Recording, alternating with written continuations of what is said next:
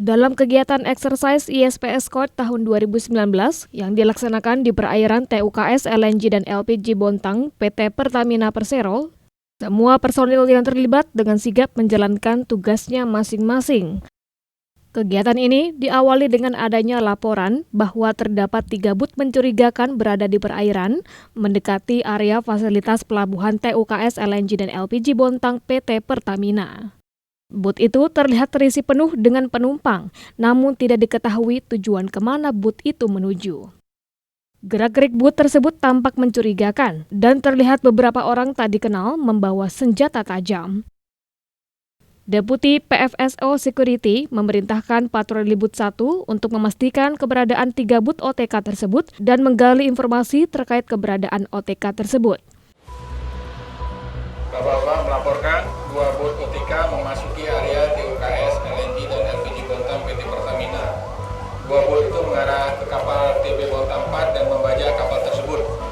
OTK tersebut menyampaikan tuntutannya dan dikhawatirkan kapal Taglut Bontang 04 dijadikan alat untuk merusak fasilitas pelabuhan yang berada di TUKS kita. Jadi,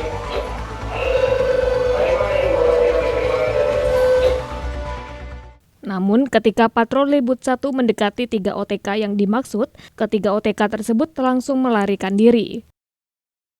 Patroli Bot 1 pun melakukan pengejaran dan 3 bot OTK tersebut melarikan diri ke sisi marina. Patroli Bot 1 juga melihat 3 bot OTK terisi penuh dengan penumpang dan terlihat menggunakan senjata tajam. Atas kesigapan dari berbagai pihak, 3 bot yang diskenariokan membajak kapal TB Bontang 4 dan berhasil ditangkap dan diamankan.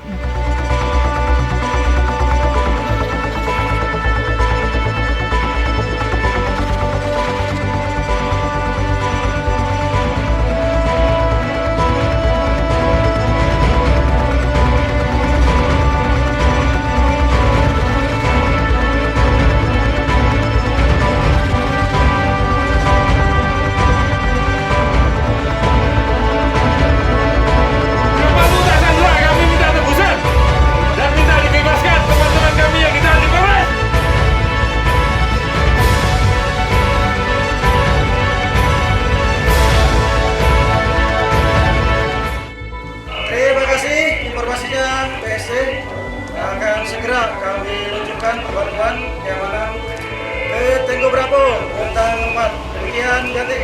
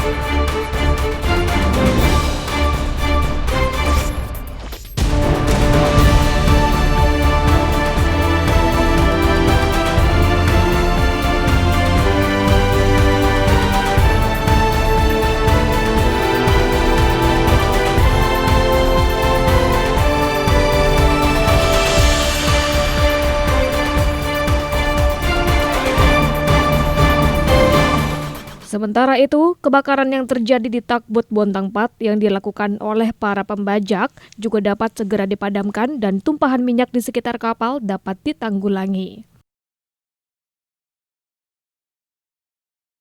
2 orang korban luka bakar yang merupakan kru kapal pun langsung mendapatkan penanganan oleh tim medis Rumah Sakit LNG Badak.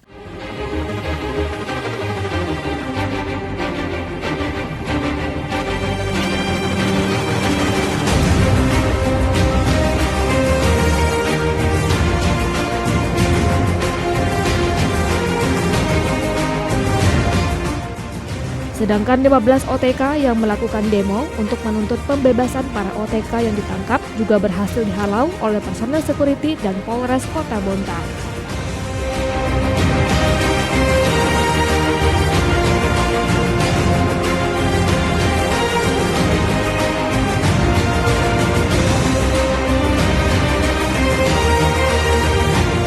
Ditemui usai pelaksanaan exercise ISPS Code, Wali Kota Bontang, Neni Murniani, yang berkesempatan hadir dalam pelaksanaan exercise ISPS Code, melihat bahwa para personil yang terlibat sangat siap dan sigap untuk menghadapi adanya penyusup yang masuk ke TUKS LNG dan LPG Bontang PT Pertamina Persero.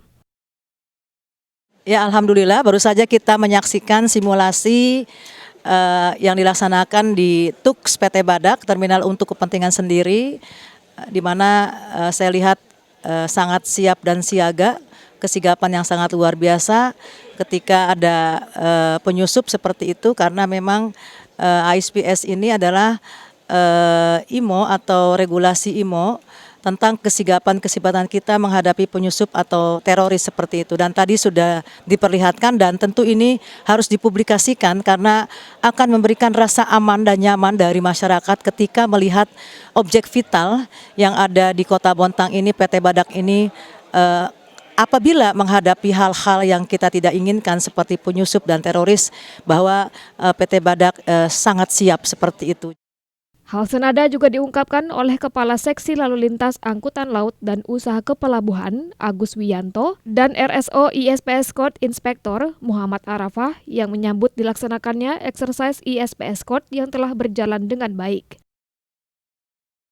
Dalam teori-teori ancaman yang terdapat dalam PFSA, Port Facility Security Assessment, kita menemukan bahwa terdapat 7 gangguan ancaman, di mana dalam 7 gangguan ancaman itu juga terdapat ancaman keamanan laut. Namun untuk kali ini, ancaman keamanan laut secara umum adalah sebuah ancaman, namun kami menambahkan dengan skenario penyeludupan dan penambahan skenario pembajakan kapal. Sehingga pada prinsipnya memang sama, tetapi ada sebuah proses khusus yang kita lakukan untuk yang pelaksanaan exercise pada periode tahun ini.